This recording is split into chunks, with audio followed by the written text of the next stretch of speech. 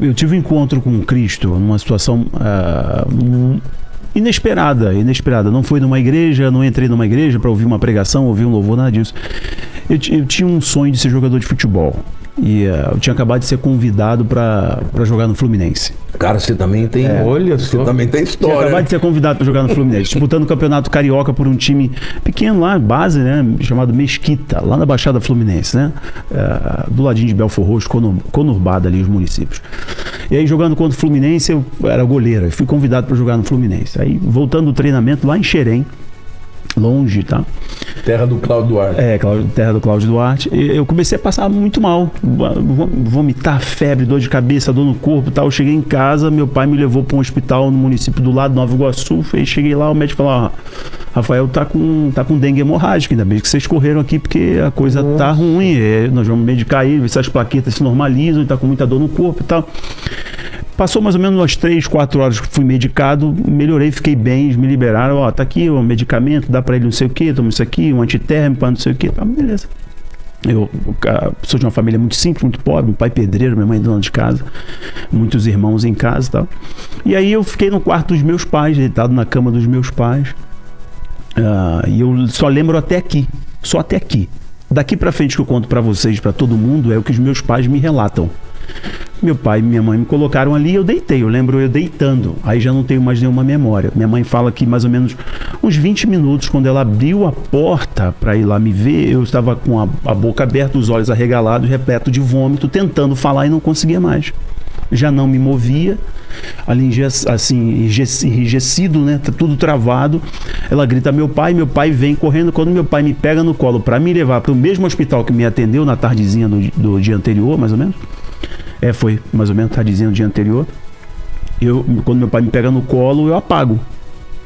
Da minha casa até o hospital, meu pai vai fazendo massagem cardíaca, fazendo massagem, eu naquela coisa ali, ele sentindo que eu ia morrer, ele volta pro mesmo hospital. Chegando lá, os médicos que me atenderam no período tardezinha à noite do dia anterior viram que deram um diagnóstico precoce. Eu não estava com dengue hemorrágica, eu estava na fase terminal de uma meningite meningocócica. Meu Deus. Eu já cheguei ali, já fui pro aparelho, já respirava com auxílio de aparelho, tendo insuficiência, parada cardíaca e insuficiência respiratória. Que é a bacteriana, né? Que é a pior de É a pior. E eles, foi aquela correria, porque eles perceberam que foi um erro médico. Então, em questão de pouquíssimo tempo, o sonho de ser jogador, o sonho de mudar a realidade da família, o garoto mudar de vida, estava indo por água abaixo. Fiquei ali mais ou menos a madrugada inteira. Quando foi na parte da manhã, chamaram os meus pais e falaram: olha, nós já ressuscitamos o Rafael várias vezes, ele está respirando com auxílio de máquinas, já estourou bolhas de sangue, que deu uma febre muito alta, estourou bolhas de sangue nas mãos e nos pés. Ele não pode ficar aqui, nós não temos recursos. Isso foi em 97, o maior surto de meningite da história do Brasil foi em 97, eu estava na estatística.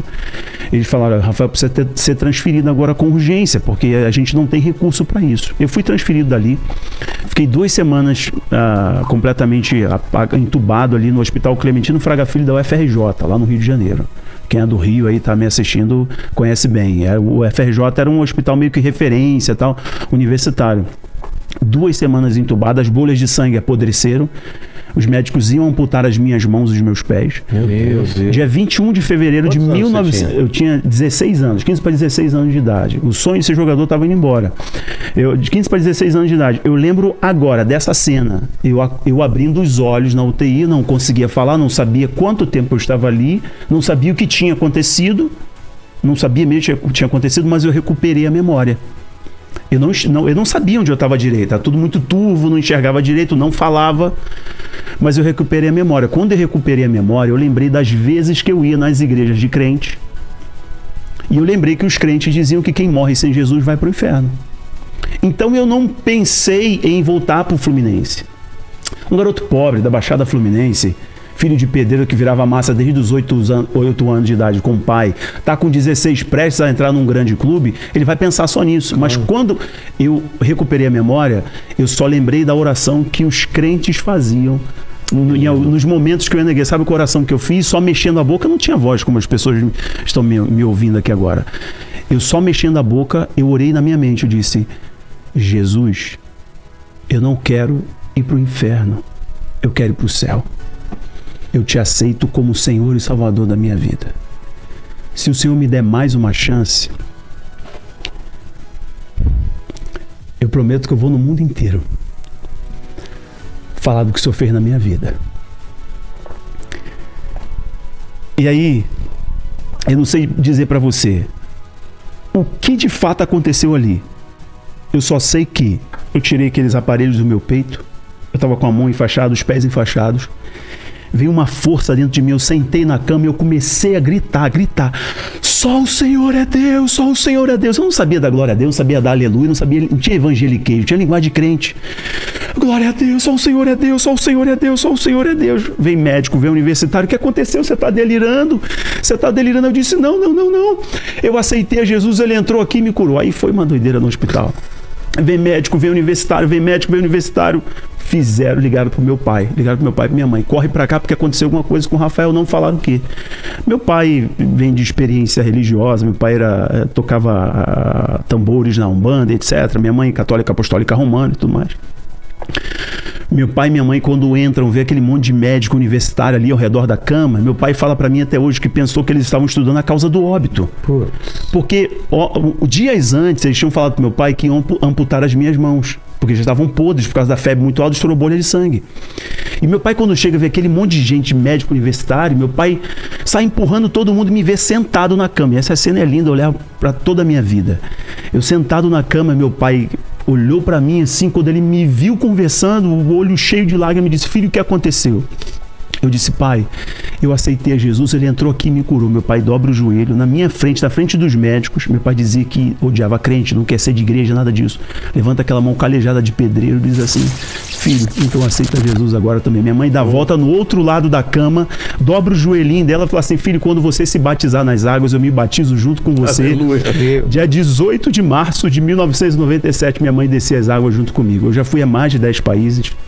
Hoje eu tenho uma chance, que é uma chance única de ter amigos como Pozella, de estar aqui com você, de ter um canal, de ter uma esposa maravilhosa, também ter um canal maravilhoso, ter 2 meninos lindos. Mas eu falo assim, eu tive uma chance de conhecer a Cristo num momento mais trágico que poucas pessoas têm essa oportunidade. E eu lembro que eu estava aqui em Ubatuba, aqui em São Paulo, fazendo um show na época do Toque no Altar, um show grande, tinha muita gente.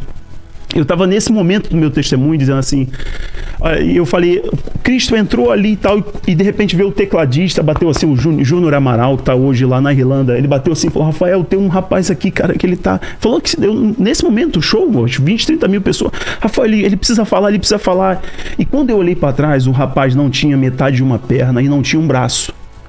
Eu falei, pô, mas eu tô dando um testemunho que Deus me levantou da morte, eu estava desenganado. Ele falou, Rafael, ele tá desesperado, ele quer falar, mas quando eu ia negar, o Espírito Santo falou para mim, deixa ele falar. No meio daquela multidão, eu falei, vem cá, você quer falar? Vem cá. Na hora que o rapaz chegou perto de mim, ele começou a chorar copiosamente. Ele disse assim, eu sei tudo que você está falando, porque eu tive meningite, eu perdi minha mão, eu perdi a metade da minha perna, mas hoje eu tenho a minha salvação. Meu amigo, foram mais de 200 pessoas que creram em Cristo ali.